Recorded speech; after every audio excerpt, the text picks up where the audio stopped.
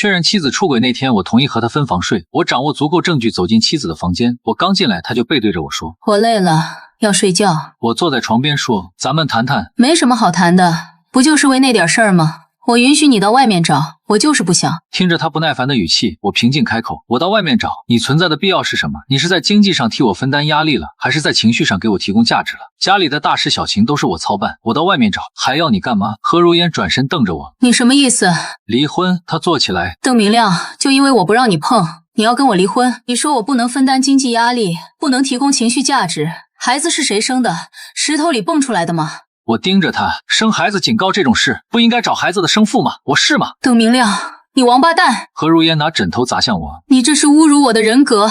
何如烟，咱们都是成年人，要为自己的行为买单。你认为没有一点证据，我会给你造谣，往自己头上扣绿帽子吗？好，那你说证据，只要你能说出证据，我同意离婚。我把亲子鉴定报告摔他脸上，睁大你的狗眼看清楚。何如烟开灯，看着亲子鉴定报告。陈明亮，你竟然背着我跟孩子做亲子鉴定，你就这么不信任我？我瞥他一眼，你去洗把脸，冷静冷静，重新组织一下语言。我认为你现在说的不是人话。你对我没一点信任，这日子确实没过下去的必要。何如烟怒气冲冲地开始收拾东西，十几分钟后，他摔门离开。这种事儿并不少见，以前不管因为什么爆发争吵，他都会离家出走，可能1天，可能2、3天才回来，一切联系方式拉黑，情绪化到让人崩溃。为了维持这个家，我做事小心翼翼，就怕有什么事惹他不高兴，就连夫妻间的那点事儿也是忍了再忍。但今天他出门的那一刻，我先把联系方式全部拉黑删除，找他不存在的，就看他是先回来协议离婚，还是我起诉离婚的。法院传票先到他手里了。在他离开后不久，我把孩子叫醒。我知道孩子是无辜的，但得知真相的那一刻，怎么看怎么不顺眼。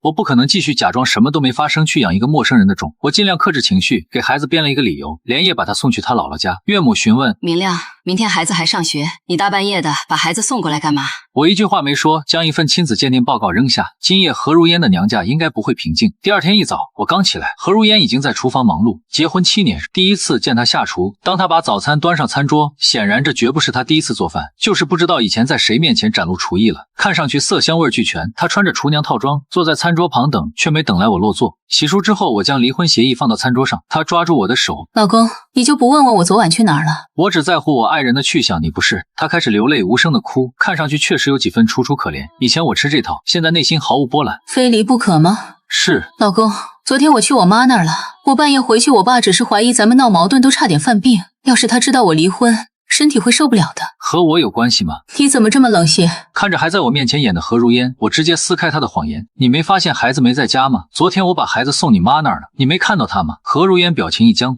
我不知道怎么跟家里说，但我爸身体不好是事实，他不能受刺激，这才没敢半夜回家。他有些埋怨的道：你也知道他身体不好，怎么能在半夜把孩子送过去？我看着他，说话之前先过脑子，出轨的是你，是你出轨才有我把孩子送过去这件事儿，你才是造成你爸受刺激的元凶。怎么？难道你出轨时认为你爸能接受？我没出轨。何如烟哭得更凶。你不能冤枉我。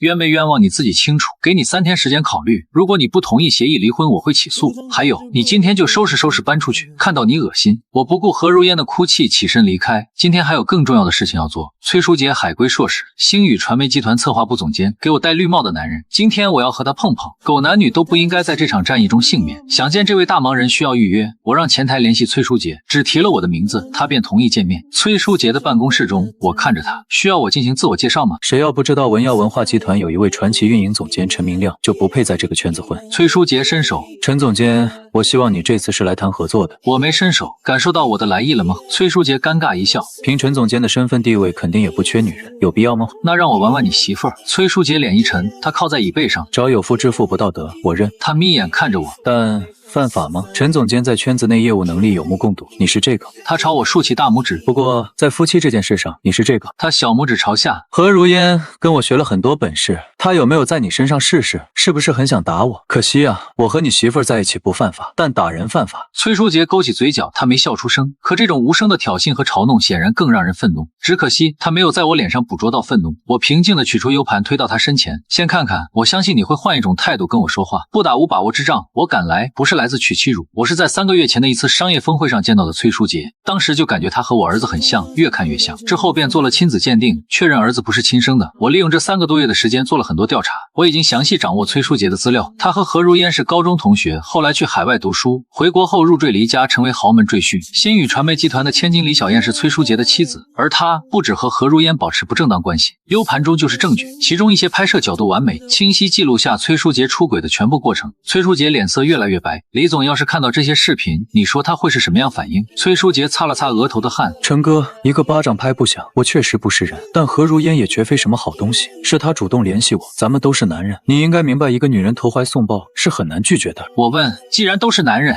那你不明白被戴绿帽子是什么感受吗？崔书杰脸色更难看，他明白，因为他是入赘的，根本管不住李小燕。李小燕养的男人并不少，但现实就这么残酷，身份地位不对等。李小燕可以在外面玩，他不能。或许他们夫妻之间有约定，各玩各的，但我手里有了视频，事情就不一样了。我只要曝光这些视频，打的是李小燕的脸，他就必须做出反应。崔书杰显然是明白这点的。陈哥，有什么条件你尽管提，只要在我能力范围之内，我肯定补偿。我看了看茶杯，他急忙倒水。最近看霸总小说看的不少，虽然我不是霸总，但也想试试让人跪在脚下的感觉。崔书杰面色难看，可还是跪下。啪啪啪，我左右开弓，连续抽了崔书杰几个嘴巴。崔总监，我打人犯法吗？崔书杰陪着笑脸，别人打我犯法，陈哥能打我，那是看得起我。会说话，再赏你几个。啪啪啪，崔书杰不敢躲，硬挨几个嘴巴。我居高临下看着他。接下来谈谈正事。我查了何如烟的银行流水，这些年他林林总总给你转账106万，对得上吧？崔书杰黑着脸，对得上，利息不多，要凑个整。给我120万，有问题吗？没问题，一点问题没有。崔书杰回答得很痛快。多长时间到账？3天，最多3天。真乖，都舍不得抽你了。我说着又给了他几个嘴巴，这才起身向外走。陈哥，视频。我回头看你表现。崔书杰脸色难看，但也只能目送我离开。离开崔书杰这边，我赶往公司上班。该生的气在我发现儿子不是我的那天就生完了，现在是把利益损失拿回来，把自己的生活节奏找回来。何如烟注定要成为过去式，只是我没想到当天下班后，何如烟还在家里。不止他在，我爸妈还有他爸妈都在。两家的老人准备了一桌丰盛的饭菜，桌上摆着2瓶好酒。何如烟的双眼微红，看来哭了很久。明亮，就等你了。何如烟快步走向我，想帮我把外套脱了，我嫌弃地避开他。看来是他把双方父母叫到一起。对于接下来的事，我有些好奇，我倒要看看他把双方父母叫到一起要做什么。我过去跟双方父母打了招呼落座，何如烟快步过来，在我身旁坐下。他夹起一段6肥肠放到我碗里，这是你最爱吃的，尝尝。我直接连着碗扔到地上，气氛瞬间凝重。我爸瞪着我，何如烟急忙开口：“没完了。”爸，是我的错，不怪明亮，都是我的错。他一边说一边抹泪，跟受了多大的委屈一样。明亮、如烟把事都跟我们说了。我妈看着我继续道：“这事儿不怪如烟，爸妈也理解你心里不痛快。可如烟是受害者，你是她男人，更应该包容她。”受害者？我诧异的看了何如烟一眼。我有点糊涂，你们能说说他说了什么吗？我妈看了看何如烟，如烟，你还没告诉明亮吗？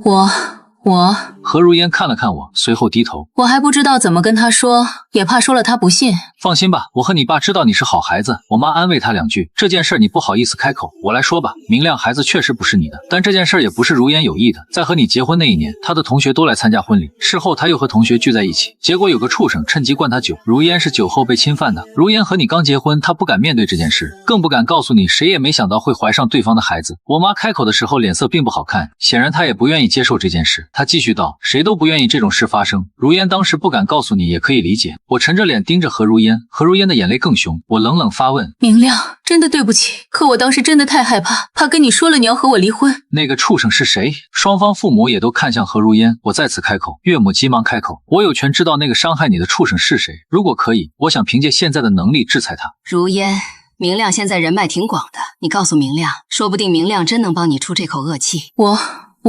何如烟结结巴巴，哭的声音越来越大。你不肯说是想保护他吗？明亮，你怎么说话呢？我爸一拍桌子。如烟不愿意回忆那段过去，可以理解的。我妈急忙解围，咱们先吃饭，等如烟愿意说的时候再说。我没说话，默默取出手机给崔书杰打去电话。来我家一趟，不用我告诉你地址吧？何如烟还想演，等崔书杰来了，我看看他怎么收场。不是喜欢把双方父母叫到一起耍花招吗？那就让他的爸妈看看他是个什么东西。见我打了电话，沉默吃饭，我爸只是扫我一眼，他也不想说话。岳父岳母偶尔看看我，想张嘴也不知道该说什么。何如烟不知道我给谁打了电话。电话，低着头也不怎么吃，就是掉泪装可怜。只有我妈负责调节气氛，说些无关痛痒的话。半个多小时后，门开了，崔书杰走进来后愣在那儿，他看着我脸上尽是尴尬，因为紧张他忘了按门铃，直接打开了密码锁。陈哥，这是朋友从武夷山那边带来的大红袍，给你带了点尝尝。他急忙找话题，顺势把拎的烟酒茶叶放下，坐。我拉开一把椅子，崔书杰只敢坐1/4，背绷得很直。双方父母不知道这是谁。何如烟的脸色已经有些不自然，他拉了拉我，老公，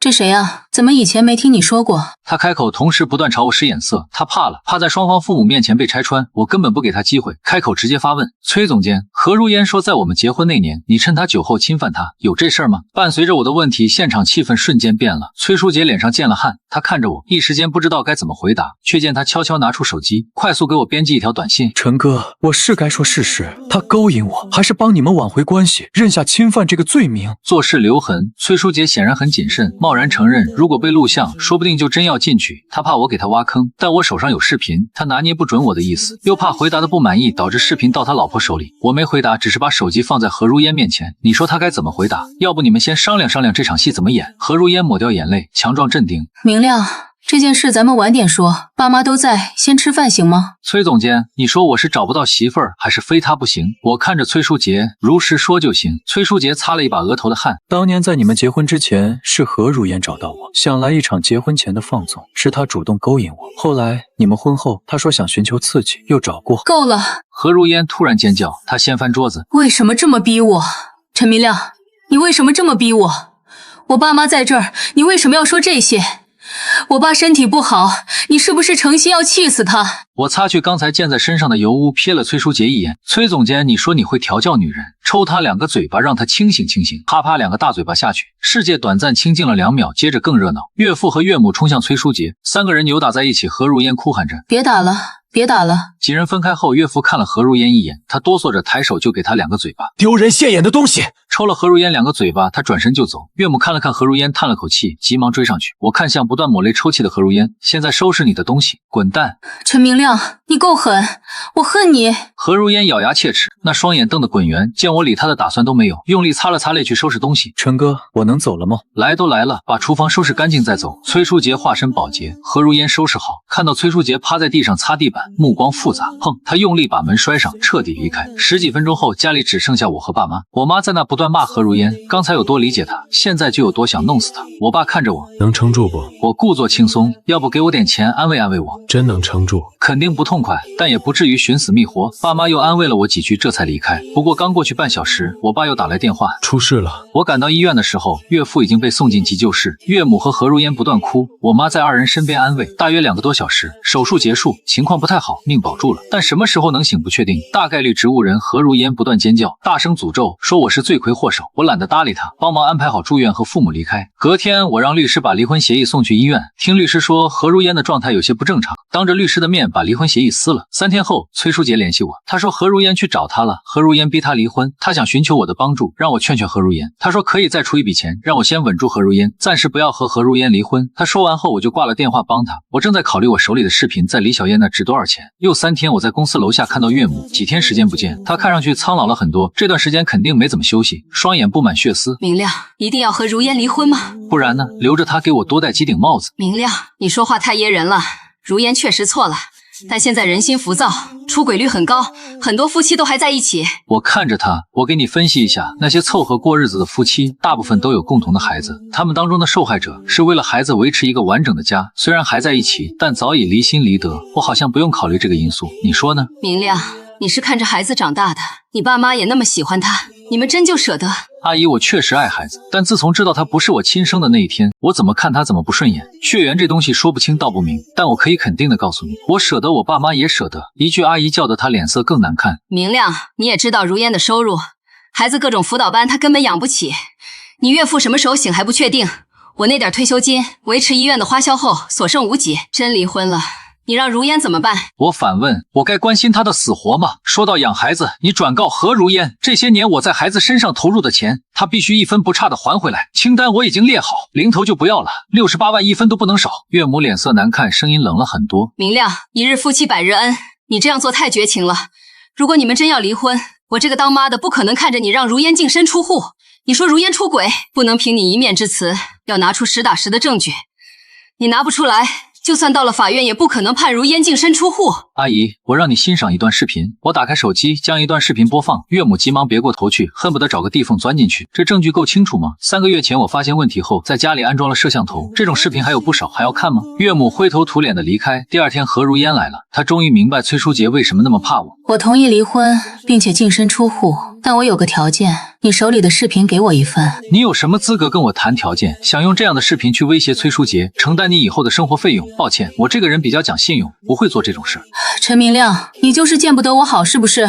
以前我希望你成为世界上最幸福的女人，现在我希望你是世界上最惨的女人。陈明亮，你别以为没了你我过不下去，就算没有视频，只要孩子在，崔书杰就必须给我钱。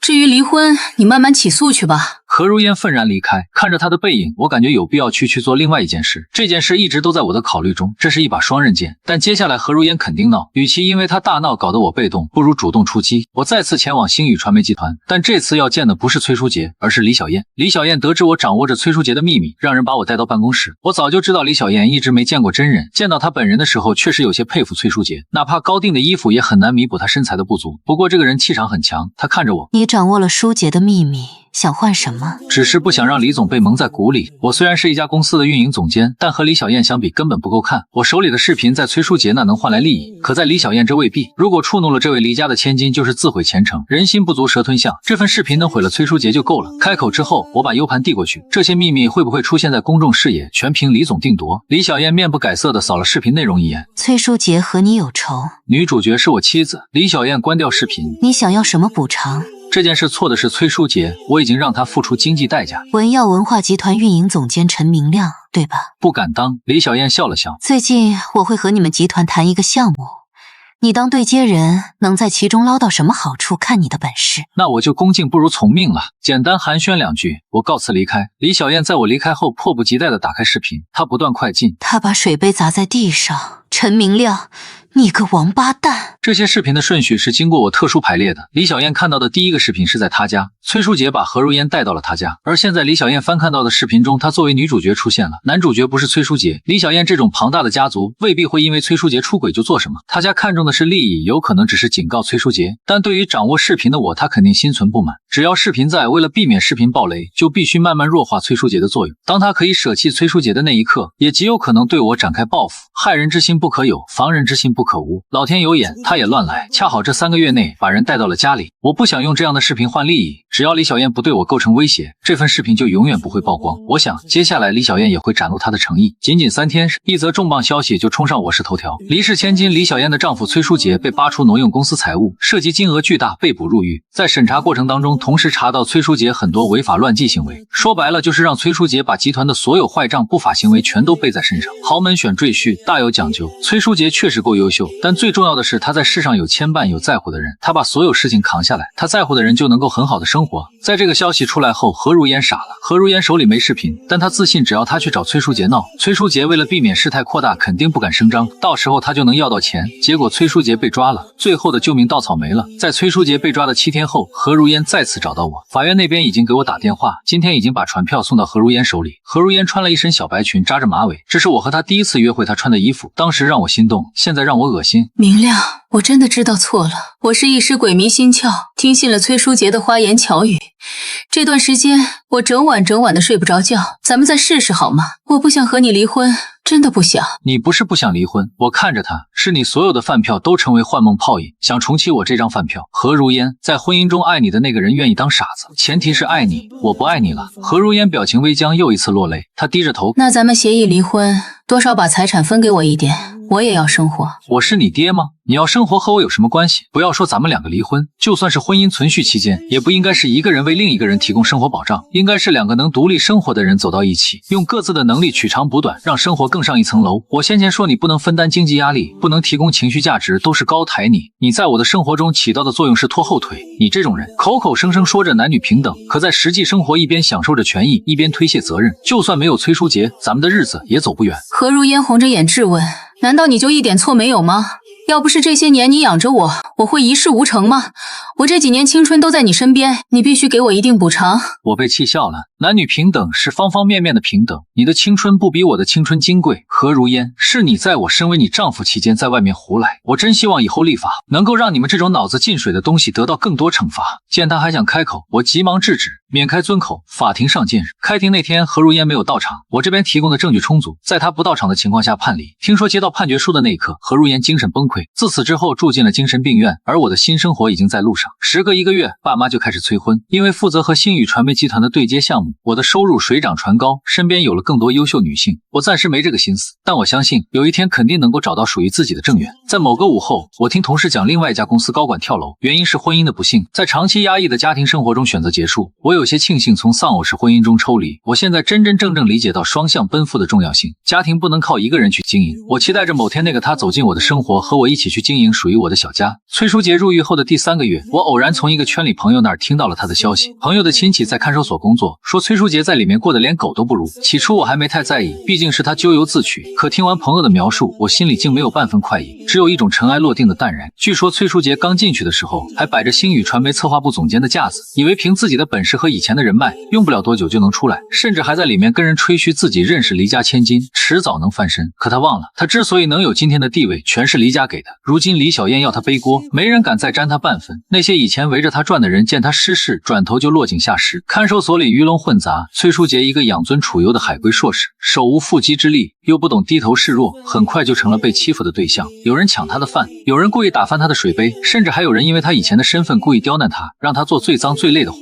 他试图反抗，可每次都被打得鼻青脸肿。久而久之，他身上的那点傲气被磨得一干二净，眼神里只剩下麻木和恐惧。更惨的是，他挪用公司财物、违法乱纪的案子越查越深入，不仅要偿还巨额欠款，还要面临更长的刑期。黎家为了彻底撇清关系，没给他找任何像样的律师，任由他在法庭上孤立无援。他曾托人给李小燕带话，求他看在夫妻一场的份上帮衬一把，可李小燕连面都没露，只让手下带了一句自作自受。他又想联系何如烟，可何如烟自身难保，根本没能力也没心思管他。听说他在里面得知何如烟住进精神病院的消息后，一夜之间头发白了大半，整个人彻底垮了。后来被转到了监狱的精神病区，每天疯疯癫癫地念叨着我错了，放我出去。再也没有了当年那个意气风发的海归总监的模样。我之所以会知道这么详细，是因为朋友给我看了一张崔书杰在监狱里的照片。照片里的他穿着宽大的囚服，身形消瘦的脱了形，脸上布满了伤痕，眼神空洞，嘴角还挂着一丝咸水，哪里还有半分当年和我叫板时的嚣张。那一刻我忽然明白善恶终有报，他当初贪图一时刺激，背叛婚姻，算计他人，如今落得这般下场，不过是应得的惩罚。至于何如烟，我是在半年后从岳母那里得知她的近况的。岳母后来又找过我一次，不是为了何如烟求情，而是求我帮忙给何如烟请个好点的护工。那天岳母憔悴的不成样子，头发全白了，说话也有气无力。她说何如烟在精神病院里清醒的时候少，糊涂的时候多。清醒的时候就抱着孩子的照片哭，嘴里不断念叨着明亮，我错了，我不该背叛你，崔书杰骗我。糊涂的时候就乱打乱闹，甚至会伤害自己。岳母说何如烟住进精神病院后，孩子一直由她带着，可她年纪大了，又要照顾昏迷不醒的岳父，实在力不从心。她还说何如烟清醒的时候总会跟她说，要是当初没有背叛我，没有听信崔书杰的花言巧语，现在应该还是那个被我宠着的妻子，孩子也能有一个完整的家，岳父也不会因为她气成植物人。她后悔当初的自私和愚蠢，后悔把我对她的好当成理所当然，后悔亲手毁了自己的一切。可世上没有后悔药，她只能在无尽的悔恨中度过每一天。有一次我因为工作路过那家精神病院，鬼使神差的让司机停了车，我没有进去，只是站在医院门口，看着那些穿着病号服的人在院子里漫无目的的走动，心里忽然有些唏嘘。我想象着何如烟在里面的样子，没有了往日的骄纵和傲气，只剩下无尽的悔恨和绝望。或许这就是她背叛婚姻、践踏真情的代价。我没有同情她，毕竟这一切都是她自己选的，是她亲手把自己的人生推向了深渊。而我在摆脱了那段令人窒息的婚姻后，生活彻底步入了正轨，甚至比以前更加精彩。和星宇传媒的对接项目做得十分顺利，凭借着我的专业能力，不仅圆满完成了项目，还为公司争取到了巨大的利益。我也因此被提拔为公司副总，收入翻了好几倍。爸妈看着我越来越好，脸上的笑容也多了起来。虽然还是会催婚，但也不再像以前那样急切，只是偶尔旁敲侧击地问我有没有遇到合适的人。我没有急着开始新的感情，而是把更多的时间和精力放在了工作和自己身上。我报了健身班，每天坚持锻炼，身体比以前好了很多。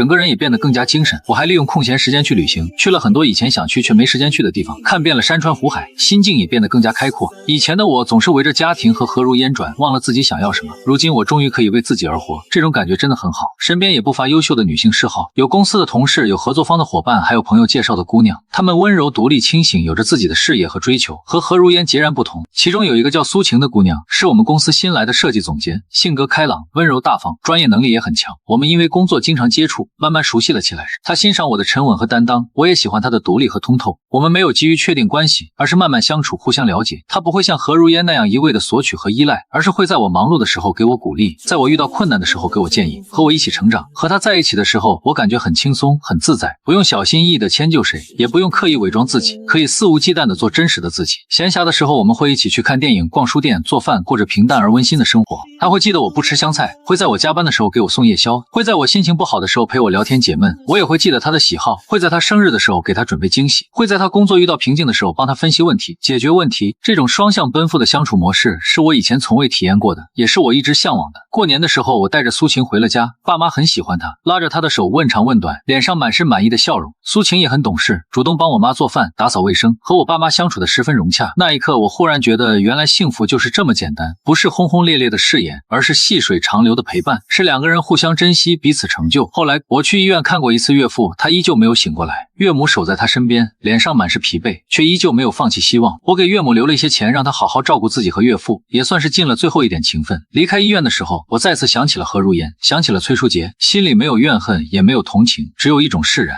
崔书杰在监狱里疯疯癫癫，为自己的贪婪和背叛付出了惨痛的代价。何如烟在精神病院里，在无尽的悔恨中度过余生，亲手毁掉了自己的家庭和人生。而我摆脱了背叛的阴影，收获了事业的成功和真挚的感情，过上了自己想要的生活。我常常会想，如果当初何如烟没有背叛我，我们的婚姻会不会走到最后？答案或许是否定的，因为那段婚姻从一开始就不平等，他一味的索取，我一味的付出，这样的关系注定不会长久。背叛只是一个导火索，让我彻底看清了这段婚姻的真相，也让我有勇气跳出这个泥潭，去寻找属于自己的幸福。如今我和苏晴已经订婚了，我们计划在明年春天举行婚礼，组建一个属于我们自己的小家。我相信在未来的日子里，我们会互相扶持，彼此包容，一起经营好我们的家庭，一起走向更美好的未来。而那些背叛我的人，那些伤害过我的人，终究会被生活惩罚，而我只会带着对未来的期待，坚定地往前走，再也不会回头。